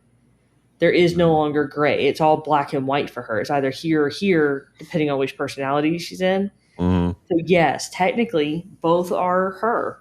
And they were in existence long before. It's just now we have the separation and it's forcing the polars to be obvious. So one personality is all about the ideals of Oz, and the other personality is all about the war. So it's basically just disconnected it, where there is two halves now. Typically in real life, we wouldn't see just two halves. We'd end up having multiple variations mixed into it. It wouldn't just be two. We usually have probably a third one would end up popping in, and that third one would be the actual person. So you'd have the actual individual that's kind of a mixture, that's all the gray area, that is probably hidden somewhere in the background. Like it's like watching a moving picture for them. They just see all of it, and they're not coming forward. Yeah. And then you have, Lady Un's that persona, and then you have, the hardened war colonel over here. So usually you would have a third. Do the different personalities have like a completely different morality set? Like they can. Would there be a situation where Colonel Un would just blow your head off, but Lady Un is like, no, I can't take a life. Like absolutely. That can happen. Yeah, right. If you keep in mind DID, the reason why it's so scary, and that's why they use it for like horror films and stuff, is because there is 100% shifting and difference between them. Like I said, when I met the girl that I had in my office and she had the 9 personalities, the physical posture of how they would sit, their age, what they recalled was different. And some of the personalities knew about the others, and then you'd have one or two that didn't know anything. Like they were there, and it was when no one else could, it just couldn't process whatever was going on. Right. It was whatever personality could handle the situation in front of them. So in that particular case, when Troa is mentally going at her, that would be like what we would do in therapy. We would sit there in a therapy room and start to confront, and then the personalities would begin to flip one after the next. Until eventually they begin to merge into each other. Yeah. I got some movies that you should watch if you're interested, Branson. So I will say this. I think that in recent history for us, this is probably the more the deeper conversations about mental health have taken place in this series of episodes. I dig it. And to be perfectly honest, earlier today, I was trying to convince Demara to start a podcast about psychology and pop culture. I would totally listen to that. Oh my goodness I'm gracious. not saying no. I'll put it that way.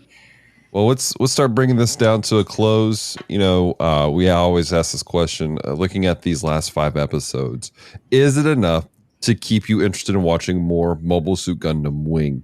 Keeping in mind everything we've watched already in these last 5 episodes, after this last episode, would you continue watching? Or are you like, I'd probably check out? We'll start with you, Demara.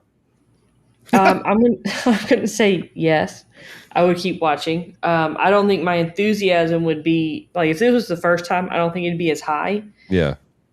But I'm seeing like the massive mental health stuff. So as an adult, I would still continue on. For the record, for viewers, I specialize in severe mental health, and I specialize in complex trauma. So this is it's still kind of riding in my alley right there. Right. So I think that would stir me to continue watching. Right. And then, of course, I've seen the series entirely before, so I know what's coming, and it's like, yeah, I'm ready for those episodes. I gotcha. Branson, how about you, man? Oh, yeah. I mean, if nothing else, I need to see an actual real fight between Hiro and Zex. Mm-hmm. Not the... Miliardo, by the way. Miliardo. Okay, well, his name's Miliardo, yeah. The Peacecraft dude. I want to see Gundam Wing versus Tall Geese, like a real one, not the, we both just want to die, so let's just see who dies first. I want it like a real thing. Okay. But no, the slump aside, I'm enjoying the political intrigue of these episodes. I remember that's one of the things I really latched on to on the last movie of the first movie series that we did. Was the political intrigue, the 4D chess, right? What's going on? We see a lot of that coming into play, which is really cool. Un as a dissociative, the DID thing, that's interesting. And the more giant robots fighting in space we have, the better. So seriously, I've said it before, and I'll reiterate. If this was my first exposure to Gundam, I get why it caught on so quickly. As much as I enjoyed the movie series, I mean, they were cool for what they were. This was the one that really took off in the U.S., so it kind of... And there is a reason for that. There is absolutely a reason for that. If this was my first exposure to Gundam, I'd be all in. 100%. All right. And what about you, John? For a second there, I thought you were going to forget me again. No. I mean, we can skip you. All right, so thank you for watching today. Okay, so a couple thoughts I had. What's really actually got me hooked in at this point is the fact that I found it in dubs instead of subs. That has allowed me to follow along a lot more readily. I'll tell you this much. I'm kind of bored with the robot fighting in space. I'm more entertained at the personal interactions because the robot fights in these 5 episodes were lame. And I am getting a little bit tired of, I'm captured. I'm rescued, but I'm captured again. Oh no, what will I do? That's getting old. But I've seen enough anime to know that they're just padding it out to extend the runtime. They are going to go somewhere. So I find that I am more eager to watch the rest of the episodes when I watch them in series, like just one after the other, binge them, rather than spacing them out. So we're going to have to start releasing more episodes more frequently so I can keep up with this, because this 4 months between episodes stuff is going to make me lose interest. That's fair.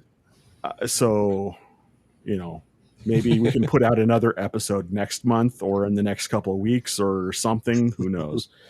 But for the most part, yes, I'm still on board. So I dig it.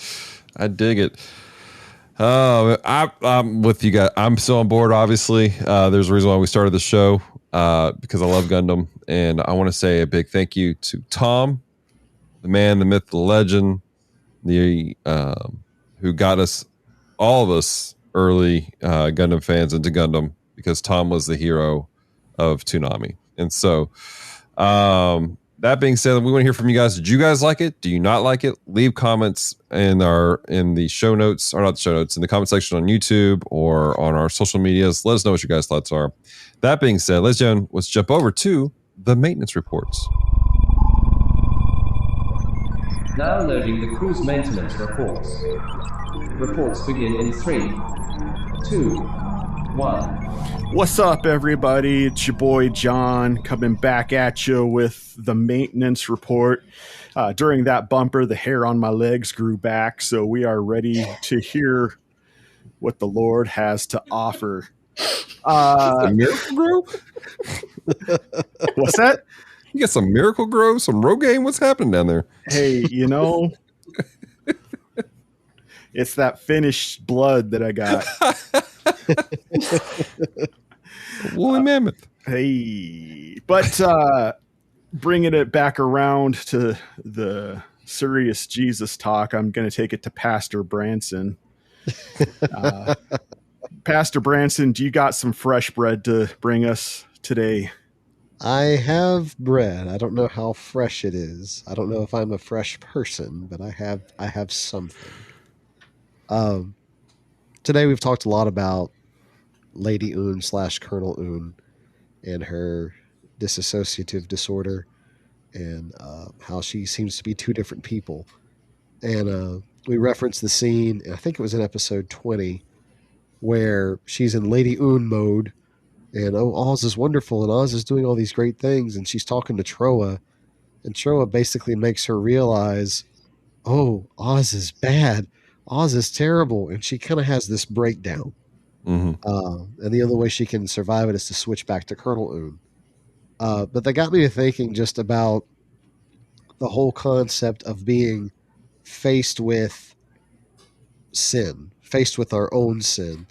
And it reminded me of the verse, 1 John chapter 1, verse 8. It says, if we say we have no sin, we deceive ourselves and the truth is not in us. If we confess our sins, he is faithful and just to forgive us our sins and to cleanse us from all unrighteousness. If we say we have not sinned, we make him a liar and his word is not in us. Basically, the idea that you can't fix a problem you don't know about. You can't fix a problem that you don't admit is there. And Lady Un's issue is, so long as she thought Oz was wonderful, there was no way to fix it. But when she's faced with what Oz actually is and what Oz is actually up to, it's something that she has to deal with. She can't just ignore it. She can't just pretend like it's not there. She has to deal with it. And the way she deals with it is she switches personalities. Sin is a very similar thing. We have to recognize that the sin is there before we can deal with it. One of the hardest things that you can do is try to convince a person to turn to Jesus when they think Jesus is just a stepladder or a fuzzy teddy bear that makes you feel all warm and good inside. It reminds me of an illustration, and I think, Dallas, you're the one that actually shared this with me. If you're on an airplane and you know the airplane is going to crash, and you're trying to convince people to put on a parachute. If you hand them the parachute and they say, well, what's this? Say, it's a parachute. Well, what's the point of the parachute? It will improve the quality of your flight. it will make you a happier person and you'll be more secure in yourself by wearing this parachute. Well, parachutes, the ones that actually work properly, are kind of bulky and they don't fit very well while you're trying to sit in the seat and all that. And it's the people their attitude is going to be like, okay, whatever, I don't care. I don't necessarily need a parachute. But if you tell a person, well, why do I need this parachute? Well, because in about 10 minutes, one of the engines is going to get out and this plane is going to crash. So if you plan on surviving the crash, you're going to need this parachute. And the person's like, well, give it to me. I don't care how uncomfortable it is. I don't care how bulky it is. I want that parachute. And it's the same with our sin. What Jesus does on the cross is, and its importance, is directly proportional to our awareness of our own sin. If we think of ourselves as basically good people, we just make a bad decision every now and then, but for the most part, hey, we got this, we're good. Then what Jesus does on the cross was just a little pick-me-up. You're basically good, but Jesus just gives you that little push over the edge. So ultimately, the cross is not that big a deal. And the fact that Jesus died and rose again is whatever. It just helps me improve the quality of my life. But if we had a healthy understanding of what sin is, if we have a healthy understanding of sin is what separates us from God, it is the eternal divide, it is the reason that death exists. Well, now what Jesus does on the cross is a big deal because it is bridging a cavernous gap that we can never cross over on our own. And so I'm getting distracted by the chat again. But anyhow, so Lady Un has to come face to face with Oz's evil, just like we have to come face to face with our own evil and our own sin, so that what Jesus does on the cross actually matters. And until we're able to do that, what Jesus did on the cross doesn't really matter that much. And so it's a lesson to all of us, to me especially, to never take for granted just how serious our sin is and how big of a deal it is that Jesus did die on the cross for our sins. Yeah. Little sin, little savior; big sin, big savior. And that's my maintenance report. Dig it. Sweet. Well, what about you, Dallas Mora? Yeah. So mine, we didn't really talk about it too much, but within these series of episodes, you have this conversation take place within the colonies of how they should respond to Oz that was taking place. And you seem to have this younger crowd who had this mentality of going, well, we see what's taking place. And sure, you may have had this, but clearly it's not this anymore. But you have this older generation that's going, look, there is a history of Oz. We have to be careful. We need to support the Gundams who are in our corner. But these younger leaders do not want to do that. And I'm reminded of certain passage in 1 Kings chapter 12 with it was the king of Israel, Rehoboam, and he was in a tight situation. The country was beginning to split up, and he went to the elders, those who serviced his father as a wise counsel, and goes, "Hey, I have this conflict. How do you think I should handle this?" And they gave them his advice. But he didn't like it. He didn't like how it made him look. He didn't like how it was going to work out on his end of things. So he went to another audience, a younger council of people who were already kind of in the same camp and mindset, who just wanted to affirm that would affirm what he was already wanting to affirm in his life. And it ended poorly. His decision not to listen to wise counsel, even though it was going against the grain, the way that he felt, caused literally the entire nation of Israel to split into two, to Judah and to Israel. And it caused a downpour effect to, if you read to the end of 2 Kings, got to the point generations down that while they're clearing out the temple, again, this is generations down the pipeline, couple hundred years possibly. I don't want to give exact names or numbers because I don't know the exact number, but they're in there cleaning the temple, and a priest goes, "Hey, what's this? What's this thing we found in the temple of God?" "Oh, this looks like a book of rules from Moses."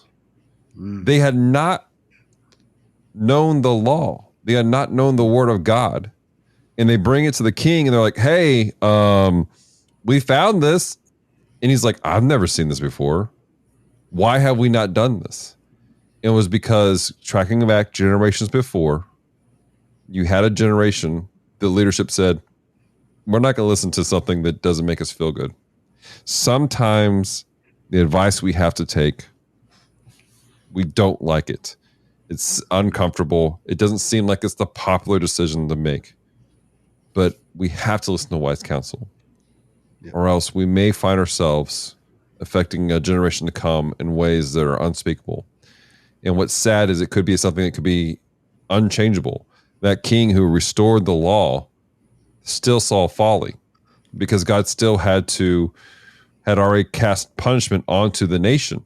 Even though this one king went through and he tore down all the high places, all these things, the people of Israel still had to go into a season of captivity after him. So that's my maintenance report. Very cool. Sweet. Well, let's bring it back down to the other Morris sibling. Demara, what you got for us? So I had several things that kept bouncing through my mind, but I want to point out the moment where Katra is kind of seeing everything that's going on with the announcement coming from, the colonies and all that stuff. And he kind of gathers and says, "Hey, we need to get the other Gundam's attention. We all need to go to space. We need to do this together." In this moment, it reminded me that as Christians, we have to lead by our own example with every single thing we do, from what we're reading, how we speak, how every single action that we make, we lead by example. It's not so much words. And in this particular case, Katra 100% demonstrated that his actions needed to follow up with what he'd been saying. He led by example, even though he had a weak moment. He did have a weak moment, and that's where it also reminded me that we have to establish a support that has also got their eyes set on the Lord as well, and that are actually working to do what they need to do. And that doesn't mean they're perfect. It means they have to be willing to accept they have to grow and they have to go through the hardships to be able to get there. So it kind of ties in line with what y'all were saying with everything. It was just, that's really what got to me was this particular one. And I grabbed a verse. I had two things that were popping up in front of me, so I'm trying to make sure it's just the one verse I joined. This was actually in Philippians 3, and this is basically Paul is talking about following his example. And it says, "Join together in following my example, brothers and sisters. And just as you have us as a model, keep your eyes on those who will live as we do." So it's telling you, be mindful of who you're watching. Who are you admiring? Who are you watching on, television or whatever? I know Paul didn't have television back then, obviously, but still, be mindful. What are you taking in? Another example, we had Lady Un, who got this split personality. She took in a whole lot in wartime before the split ever happened. She's taken in war. She's taken in battles. She's taken in the ideology of all this political conflict going on and this ideology of what Trace is trying to say is there. Well, she gets so sucked into it, and now we see the backlash of that come with a personality split of, war-torn version, but she's got to be really soft for the colonies and to work this political angle and be successful. And she's so driven to do that, it causes her issues because she is not focused on the right things. And truth be told, as Christians, if we take our eyes off of the Lord at any time, we can have issues. I'm not saying we're all going to have DID. I'm not saying that. Oh, good. I was nervous. Yeah, I'm not saying we're all going to have that, but it will take us off the path that God has put in front of us if we're not paying attention to who and what is guiding us. That's what I got. All right. Well, ladies and gentlemen, those were our maintenance reports. We want to hear from you guys. Have these encouraged you? Have they inspired you? Reach out to us. You can find us on 3 of the major platforms that are out there: Facebook, Instagram, and Twitter. Just look for The Gundam Watch. Also, check out the YouTube channel we have, The Gundam Watch, where we're uploading these episodes too. That being said, ladies and gentlemen, is there anything you'd like to promote before we sign out? Mr. Boykin, is there any interesting projects you have happening, sir? Okay, just set me up for that. I have recently started a relatively new podcast called Solid House. It's where I take a look at scripture, take Jesus at his word when he says, whoever listens to my commandments and does them is like a man who builds his house on the rock. So I take a look at what Jesus' commandments are and try to build a solid house on that.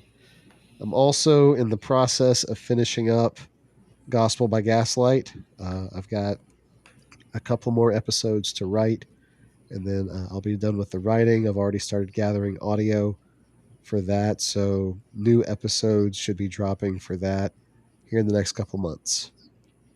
So, very good. links in the show notes. There you go. Mr. John, how are you? I'm going to forego my own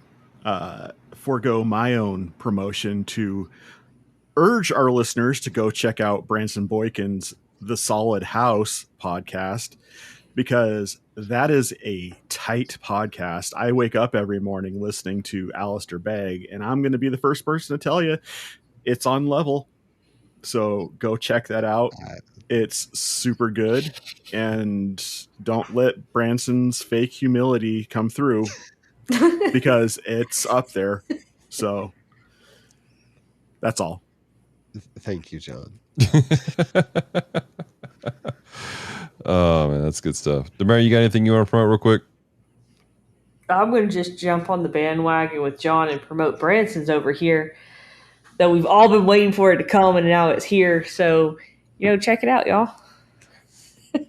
All right, good deal. So I'm Dallas. And Geek Devotions. You can find Geek Devotions at geekdevotions.com. But hey, for reals, we love you. We care about you. Make sure you guys check out Solid House Podcast. It's a great podcast. It's encouraging. It's inspiring. It's better than K-Love. It's better than Alistair Begg. God will strike you dead for lying, Dallas. I mean, I listen to you over K-Love all day. He's still alive too, so I mean that's saying something, Branson. And I don't listen to Alistair Begg on a regular basis. By your own admission, he's telling the truth. So welcome to the Gundam Watch, where we make Branson really uncomfortable. Oh, that's right. John's next time. No, I have to do something as magnificent as the Solid House podcast before we go into that. So, but anyways, if you guys can't tell, we here at the Gundam Watch, Geek Devotion as a whole, we try to be encouraging, and we try to inspire folks, and we try to promote folks where we can. And so, yes, we are very proud of Branson and the work that he's doing. But we are also very proud of you, listener, the person who's listening, who's going through whatever's going through in your life. You listen all the way to all this craziness. Know that we love you, and we genuinely care about you. There is a plan and purpose for your life. And if we can pray with you, if we can encourage you, please do not reach out to us. Let us know how we can help you. That being said, ladies and gentlemen, until next time, stay devoted. Peace and love.